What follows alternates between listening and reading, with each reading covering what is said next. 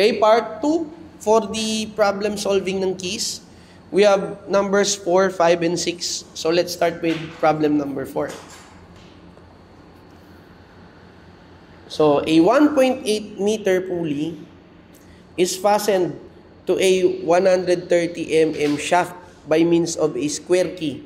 Yun yung key. Okay, square key. Okay, with 150 mm length. So what force tangent to the pulley rim will crush the key? Okay, will crush the key if the bearing stress is 400 MPa. Bearing stress is the compressive strength. Okay? Assume the key and shaft are of the same material. Okay. So anong hinahanap nila? Force tangent to the pulley rim. Pwede ba nating i-drawing yung pulley? Okay. So this is for number 4. Drawing muna natin siya. Mahilig ako mag-drawing eh.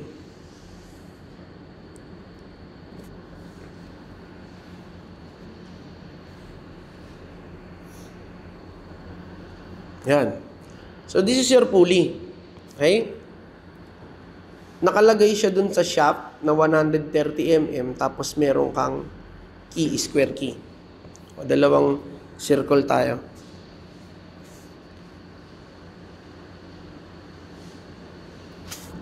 Ayan yung shaft mo.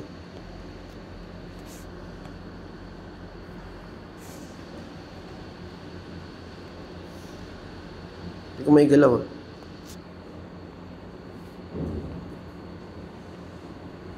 Okay.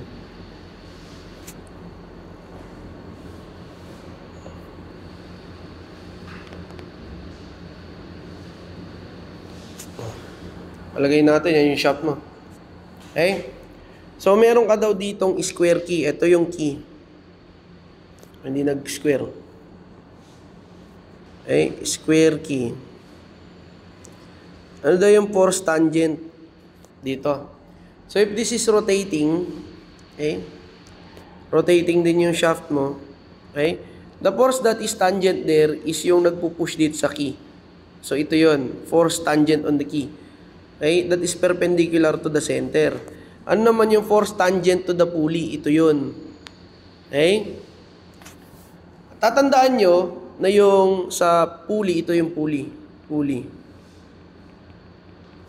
Ito yung shaft. Okay? That is your shaft. Itong velocity dito, okay? Tangent yan eh.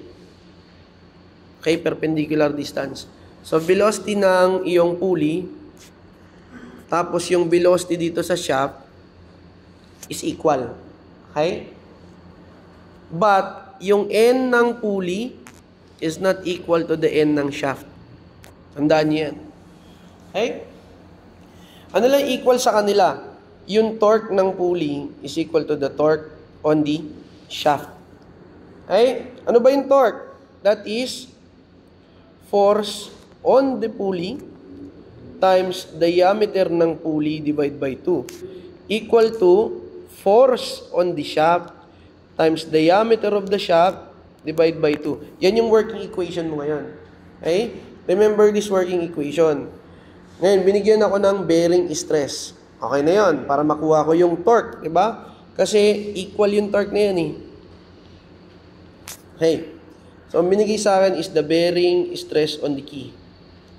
So, this is equal to, drawing natin ulit yung key kung hindi mo alam yung bearing stress. Nahirapan ka. O, yan ang hindi mo alam. O, drawing mo. So, drawing ko yung key. Okay.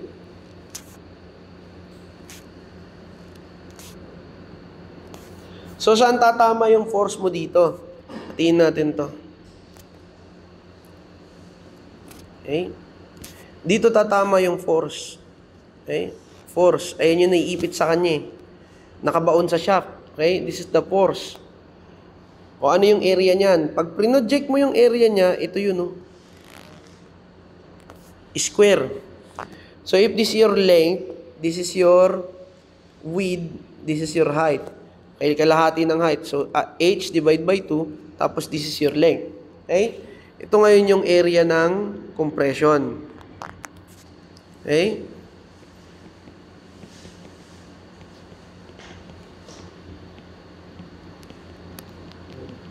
compression. Yan. So, ang stress pala niya is equal to force divided by area.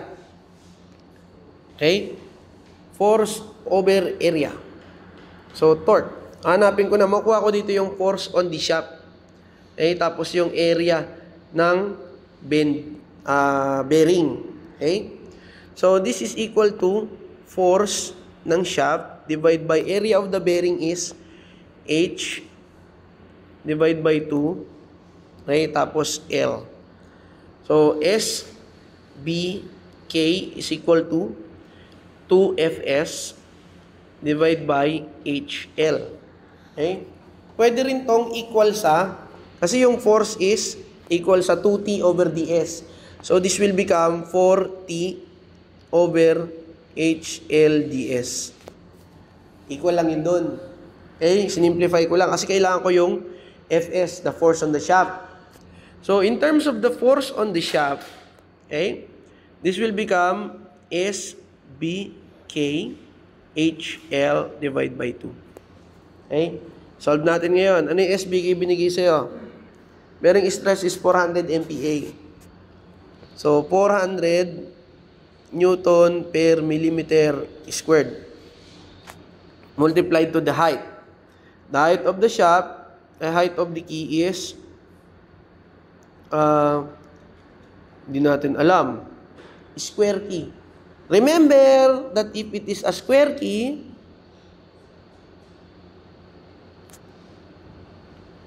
tandaan nyo to if this is the square key, Q tuloy Q. Square key, remember that your diameter of the shaft is 4 times that of your width. Okay? 4 times ng width or 4 times ng height. So, ibig sabihin, W is equal to H. And then, that is equal to diameter ng shaft divided by 4. Ayan.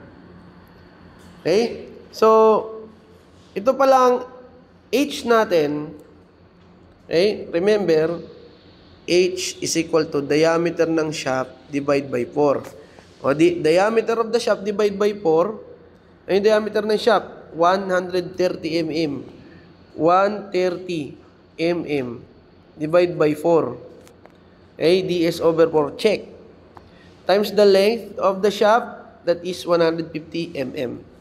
150 mm. Divide by 2. Cancel all same units. Mm squared. Mm. So that is Fs. Force on the shaft is 400 times 130 times 150 divided by 2 times 4. So, 975,123 newtons to. Okay, newtons. Yan yung Fs.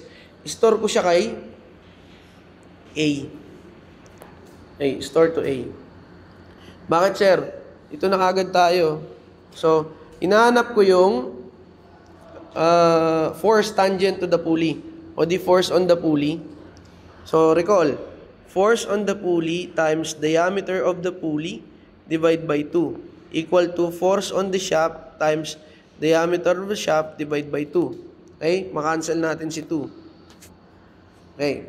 So, force on the pulley is equal to ds over dp times fs. Okay? Equal to diameter of the shaft is I think 130 mm. And then diameter ng pulley 1.8 meters, so 1,800 millimeters. Divide by 1,800 mm. Multiply to yung nakastore kay A. Okay. So, 130 divided by 1,800. Tapos, recall natin si A. So, the value is 70,416. Tama ba yung unit? Okay? Oy, it should be kilonewtons. So, ang lalabas dito, kilonewtons. Okay? So, 1 kilonewton every 1,000 newtons. Cancel si newton. Mm. Ang lalabas kilonewton. Divide by 1,000. The answer is FP, 70.42 kilonewtons. That is basic problem. Okay? Saglit lang isolve yan pag iniisip mo.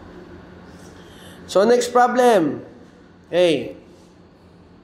1 meter pulley. Okay, a 1 meter pulley. So that is the diameter of the pulley is fastened to a 100 millimeter shaft by means of 30 mm square key and 180 mm length.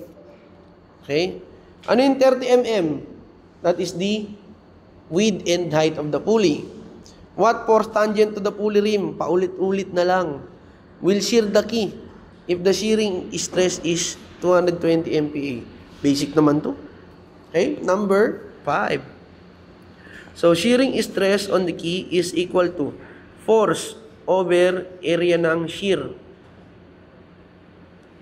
Sir, malilimutin talaga ako, sir. Hindi ko alam kung ano yung shearing stress on the key. I-drawing ko ulit. Okay, drawing natin yung key. Okay, walang kamatayang key. Okay. Saan siya mapuputol? Okay. So, dito na putol at this part. Okay, i-drawing mo. So, this will become it. This one. So, naputol siya. Okay, i-drawing natin yung taas na yan. So, ganyan. Okay. Tapos ito. Ito. Parang anino na lang ha. Drawing natin. So, this is yan. Ito. Ito yung area ng shear. So, this is L and W. So, area of the shear is equal to WL. So, F, force on the shaft, divided by LW. Okay? So, hanapin ko yung force on the shaft. Force on the shaft is equal to SSK times LW. Okay? So, ano yung shearing stress on the key? That is 220 MPa. 220 Newton per millimeter squared. Multiplied to the length. The length is 180. 180 and 30 mm. 180. So, 180 mm times 30 mm. Cancel all same units. Mm squared, mm.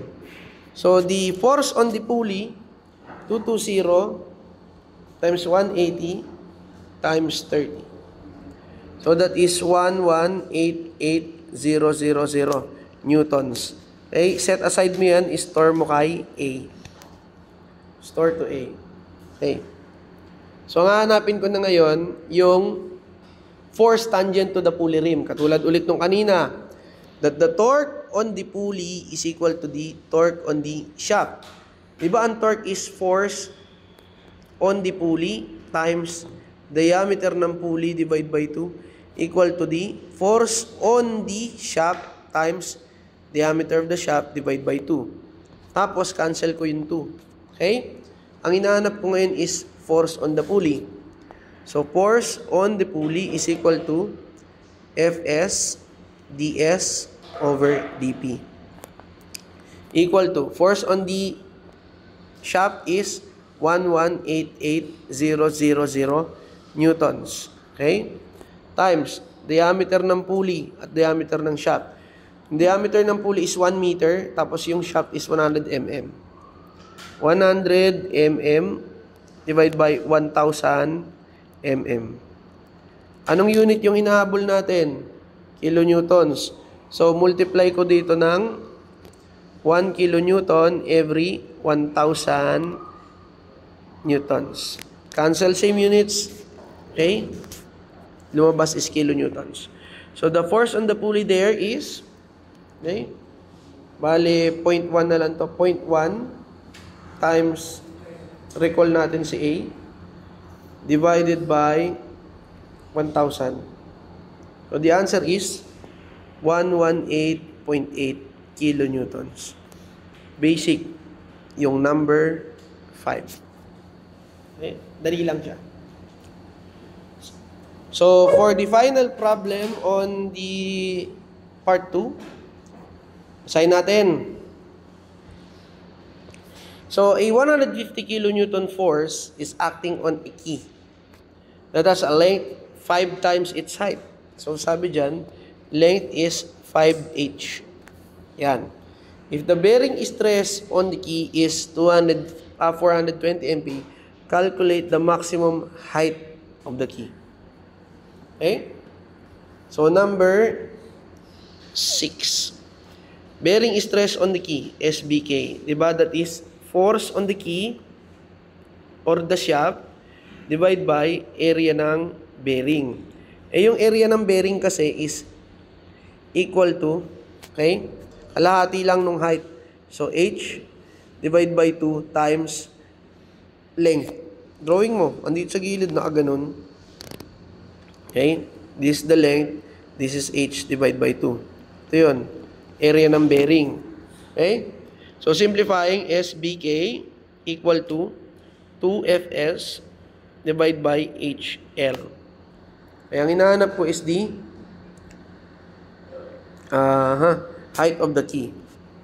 So, the height of the key, reform natin, H is equal to 2FS divide by SB nung key times length. Kasi yung length mo daw is 5 times nung H. Okay? Length is 5 times H. So, isimplify ko pa dito.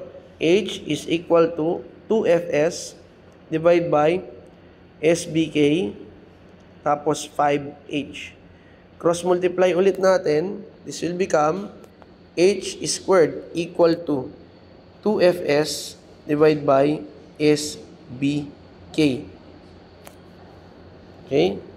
SBK times 5. Okay, square root natin. Square root natin. Height of the key ang kailangan.